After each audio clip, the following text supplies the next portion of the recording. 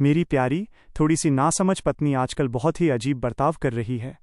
ना केवल वो रोज़ गले लगने, चूमने और एक बच्चे की तरह हवा में उठाए जाने की जिद करती है, बल्कि वो आधी रात को काले स्टॉकिंग्स पहनकर मेरे कंबल में भी घुस आती है और मेरे मुंह से मिल्क कैंडी का स्वाद चुराने की कोशिश करते हुए लगभग लार टपकाती है। उसने गर्व से ये ऐलान भी कर दिया है कि मेरे नियम ही उसके नियम हैं।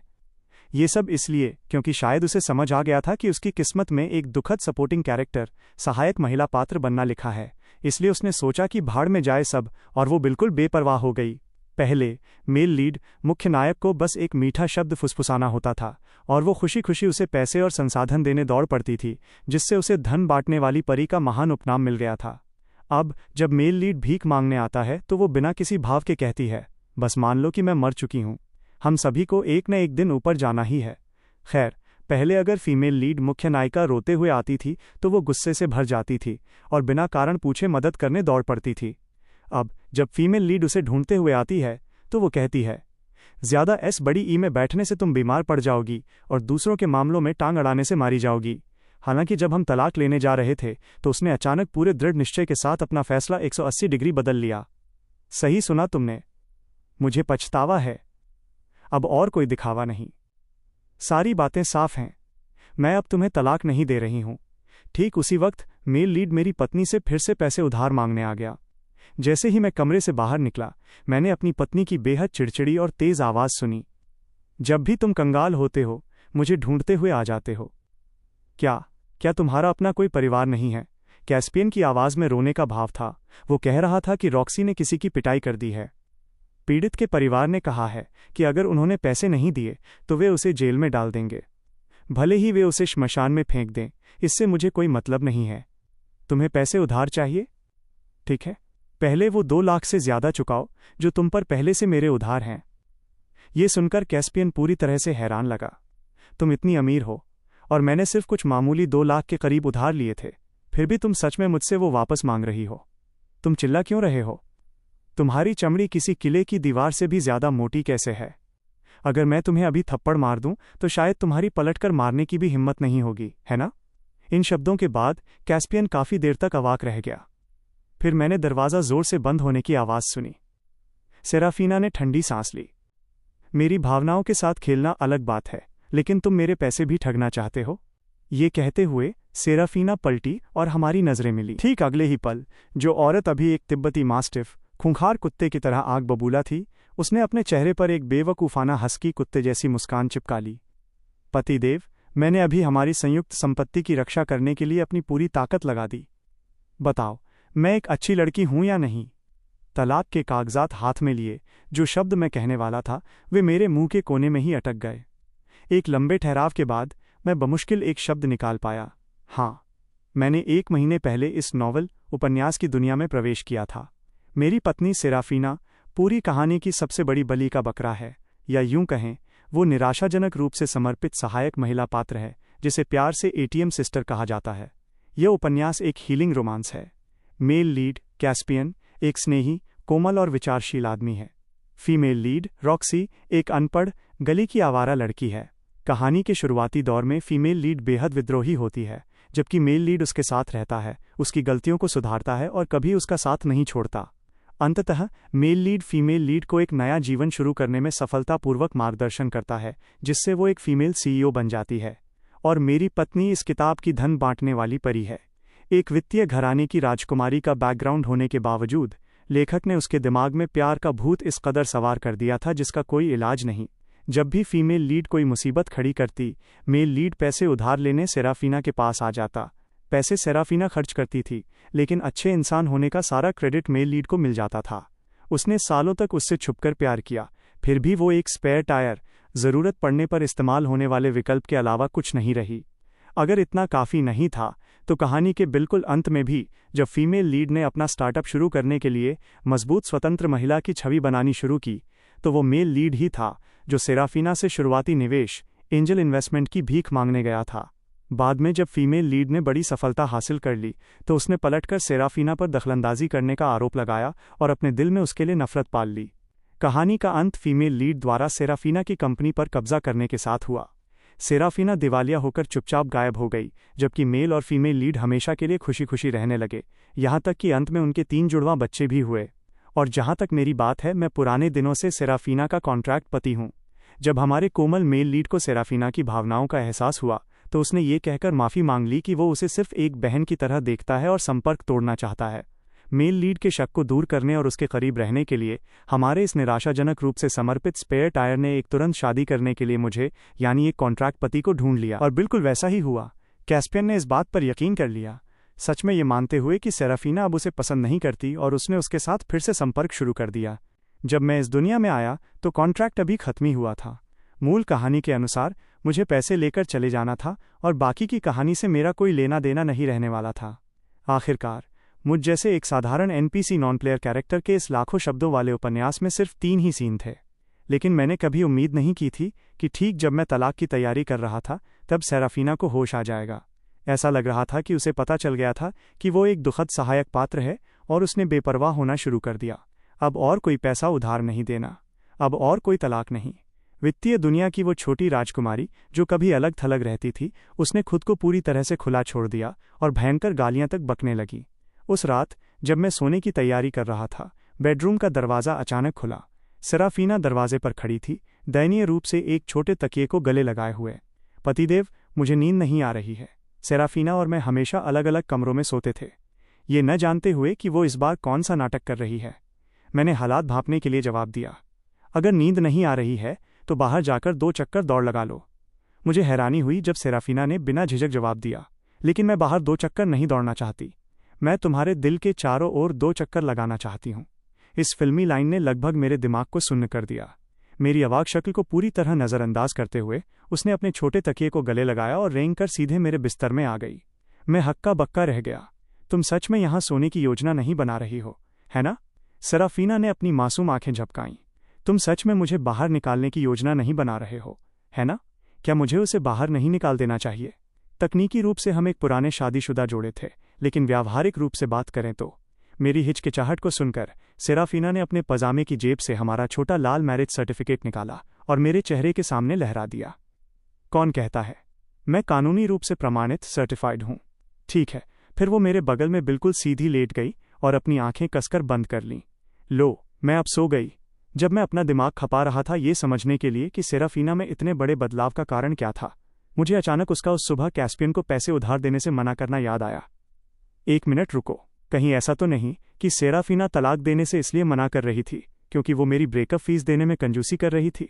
मैं एक छोटा सा बैकग्राउंड कैरेक्टर हूँ। मूल किताब ने मुझ पर ज़्यादा समय बर्बाद नहीं किया था, लेकिन इस दुनिया में आने के बाद मैं असली शरीर के मालिक की यादों के साथ जुड़ गया था। असली मालिक और सेराफीना कॉलेज में साथ पढ़ते थे। रोवन हमेशा से अपनी इस सीनियर के लिए दिल में भावनाएं छुपाए हुए था। इसी वजह से जब उसने झूठी शादी का प्रस्ताव रखा तो रोवन बिना दोबारा सोचे मान गया। उस समय उसने मूर्खतापूर्ण तरीके से उनके झूठे रोमांस के सच होने के सपने भी संजो लिए थे। हालांकि अगले 1 साल तक उसे केवल अंतहीन रुखापन मिला और अपनी पत्नी को लगातार किसी दूसरे आदमी की हर इच्छा पूरी करते हुए देखने का नज़ारा।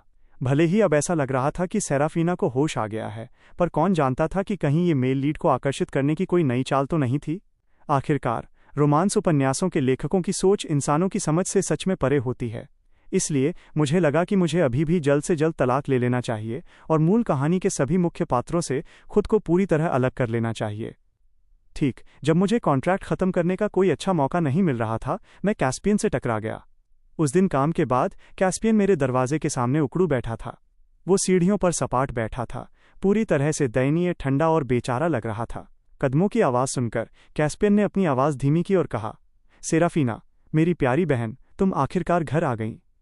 इससे पहले कि वो अपना वाक्य पूरा कर पाता, उसे एहसास हुआ कि ये गलत इंसान है। उसका लहजा तुरंत सामान्य हो गया। तुम यहाँ क्यों हो? उसके इस तरह रंग बदलने की गति सच में सेराफीना को टक्कर दे रही थी। मैंने अपनी आंखें घुमाईं। तुम इस वक्त मेरे घर के सामने बैठे हो और मुझसे पूछ रहे हो कि मैं यहाँ क्यों हूँ।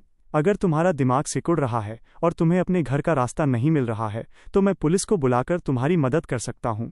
ये तुम्हारा घर नहीं है, ये सेराफीना का घर है। वो खड़ा हो गया, मुझे एक अजीब सी श्रेष्ठता के भाव से देखते हुए। क्या तुमने सेराफीना से मेरी बुराई की है? क्या इसीलिए उसने मुझे पैसे उधार देने से मना कर दिया? सेराफीना का पैसा उसकी अपनी कड़ी मेहनत की कमाई है। तुम जैसे मुफ्तखोर को कुछ भी तय करने का क्या हक है? इसे कहते हैं शांति से घर में बैठे बैठे आफत गले पड़ना। बचपन से लेकर अब तक मुझ पर इस तरह उंगली उठाकर कभी पूछताछ नहीं की गई थी। ओह, तो तुम भी जानते हो कि तुम्हारी प्यारी बहन सेराफीना का पैसा मेहनत की कमाई है। क्या इसका एक भी पैसा तुमसे कोई वास्ता रखता है?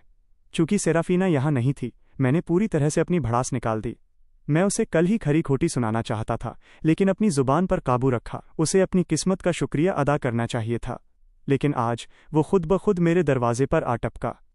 पैसे मांगने वाला एक बंदर भी साइकिल चलाना जानता है, लेकिन खुद को देखो, तुम मेरी चौखट पर अपनी मोटी चमड़ी और एक खाली मुंह के अलावा कुछ नहीं लाए हो। क्या तुम्हें लगता है कि तुम्हारी शक्ल किसी करतब दिखाने वाले बंदर से ज्यादा कीमती है?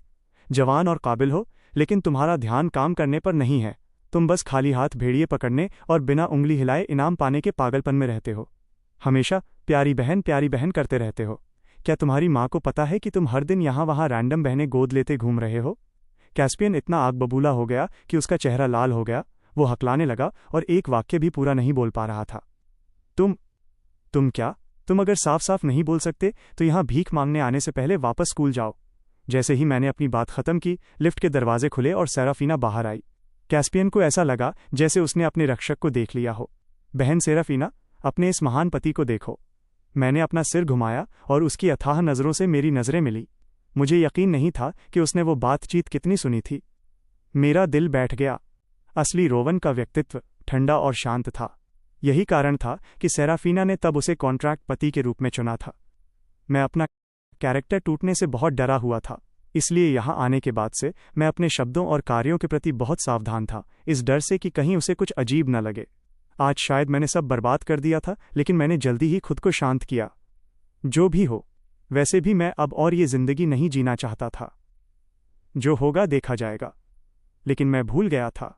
मुझे उम्मीद नहीं थी कि सेराफीना अपना मुंह खोलेगी और बिल्कुल आलसी आवाज में बोलेगी, क्या तुम्हें लगता है कि मैं कोई जज हूं? मैं दिन भर काम करके बुरी तरह थक चुकी हूं, और अब काम के बाद मुझे तुम्हारे लिए अदालत लगानी पड़ेगी। मुझे इस तरह हुक्म चलाने के लिए तुम मुझे कितना ओवरटाइम पे दे रहे हो? ये कहते हुए उसने मुझे अपने पीछे खींच लिया। उसकी आवाज़ अविश्वसनीय रूप से कोमल हो गई। क्या उसने तुम्हें परेशान किया? जिसे इंसाफ चाहिए था वो कैस्पियन था, लेकिन जिसे कोमल देखभाल मिल रही थी वो मैं था। ये शब्द सुनकर कैस्पियन पूरी तरह से टूट गया। सेराफीना, उसने मुझे परेशान किया? बकवास। मेरे पति ज्यादा से ज्यादा बस सच बता रहे थे। इसके साथ ही उसने अपना फोन निकाला। मेरे घर के ठीक सामने कोई हमें लूटने की कोशिश कर रहा है। मेरे पति बहुत डरे हुए हैं। वो लगभग रो। तुम सिक्योरिटी गार्ड्स को किस बात के पैसे मिलते हैं? तुम किसी को भी अंदर कैसे आने दे सकते हो? अभी ऊपर आओ और इस आदमी को घसीट कर बाहर निकालो। सेराफीना के चेहरे के भाव कठोर हो गए। मैं बहुत ही तुच्छ और प्रतिशोधी इंसान हूं। अगर तुमने दोबारा मेरे परिवार को परेशान किया तो मुझे दोष मत देना कि मैं तमीज से पेश नहीं आई। उस दिन जब हम अंदर गए तो मुझे लगा कि सेराफीना मुझसे पूछताछ करेगी। हालांकि हकीकत ने साबित कर दिया कि मैं ज्यादा सोच रहा था। उसने न सिर्फ इस बारे में कोई बात की, बल्कि वो मेरे प्रति और भी ज्यादा स्नेहपूर्ण हो गई। सुबह सुबह एक टेक्स्ट आया, पतिदेव, आपने मुझे अभी तक मैसेज क्यों नहीं किया? कल के बाद एक और कल है। तुम्हारे पास बहुत काम है, उसे कल के लिए छोड़ दो। जब तुम्हारी छुट्टी होगी तो मैं तुम्हें डेट के लिए पिक कर लूंगी। ठीक है, चलो आज के लिए काम करना बंद कर देते हैं। एक प्रतिष्ठित सीईओ सरेआम काम से जी चुरा रही है। क्या ये सच में ठीक है? मैं अपना लैपटॉप खोलकर आर्टिकल लिखने ही वाला था कि मैंने देखा कि एडिटर इन चीफ किसी के साथ अंदर आ रहे हैं। करीब से देखने पर मैं हैरान रह गया कि वो कैस्पियन था। सेराफीना ने उसे एक पब्लिशिंग हाउस में नौकरी दिलवा दी थी। कैस्पियन ने तुरंत साबारा के लिए छोटे मोटे काम करना और मिल्क टी खरीदना शुरू कर दिया। वो एक मिल्क टी लेकर सीधे मेरे डेस्क पर आ गया। रोवन, मैं तुमसे माफ़ी मांगने आया हूँ, उसने ऑफिस वालों को गुमराह करते हुए कहा। रोवन की पत्नी एक बहन है जिसके साथ मैं बड़ा हुआ हूँ। मेरे दोस्त को पैसों की ज़रूरत थी तो रोवन नाराज़ हो गया। मेरे सहकर्मियों के मुझे देखने का नज़रिया तुरंत बदल गया। मैंने अपना माउस जोर से डेस्क पर दे मारा। इसके दोस्त को मानसिक बीमारी है। उसने झगड़ा मोल लिया और किसी को पीटा है। वैसे भी ज़्यादा नहीं है, बस कुछ लाख की बात है। जब तुम लोग उसकी मदद कर ही रहे हो तो लगे हाथ वो 2 लाख का गड्ढा भी भर दो जो उसने मेरी पत्नी से ठगा था। पूरा ऑफिस सन्न रह गया। मेरा फ़ोन अभी भी बज रहा था। मैसेज सेराफीना के थे। मैंने सीधा कहा, तुम्हारा भाई हमारे यहाँ आ गया है। हमारी शादी झूठी है। थोड़ा समय निकाल कर सिविल अफेयर्स ब्यूरो चलो और तलाक की प्रक्रिया पूरी करो। उसने जवाब दिया, मैं बहुत व्यस्त हूँ। और अगला मैसेज था, मैं अभी तुम्हें लेने आ रही हूँ। वापस आते समय सेराफीना ने कहा, वो नौकरी वाली बात एक दुर्घटना थी, मैं उसे निकलवा देती हूँ। ज़रूरत नहीं, तलाक के बाद मैं इस्तीफ़ा दे दूंगा। मैं तलाक नहीं ले रही हूँ। उसने याद दिलाया कि कॉन्ट्रैक्ट में लिखा था कि अगर हमें प्यार हो गया तो कॉन्ट्रैक्ट रद्द हो जाएगा। मैं समझ गया, तुम्हें मुझसे प्यार हो गया है, उसने शर्माते हुए कहा। क्या मैं इसे जाहिर करने में स्पष्ट नहीं थी? उसने बताया कि जब मुझे बुखार था तब उसने मेरी सारी बातें सुन ली थीं। उसे पता था कि मैं नॉवल के अंदर हूँ और असली रोवन नहीं हूँ। फिर मैं तुम्हारे हर कदम पर ध्यान दिए बिना नहीं रह सकी, और मेरा प्यार का भूत सवार होने वाला स्वभाव किसी तरह तुम पर ट्रांसफ़र हो गया। तलाक का तो सवाल ही नहीं उठता। कम से कम तुम्हें पटाने का एक मौका देना होगा। अंततः मुझे समझौता करना पड़ा। सेराफीना जैसी अमीर, खूबसूरत राजकुमारी का प्यार पाना कोई बुरी बात नहीं थी। हालांकि बाद में मुझे उसे महंगे गिफ्ट भेजने से रोकना पड़ा, जिससे पब्लिशिंग हाउस फूलों की दुकान बनने से बच गया। ऑफिस में सब हैरान थे और कैस्पियन जल भूनकर पूछ रहा था, क्या तुम्हारे आने के बाद ही उसने ऐसा दिखावा शुरू किया है?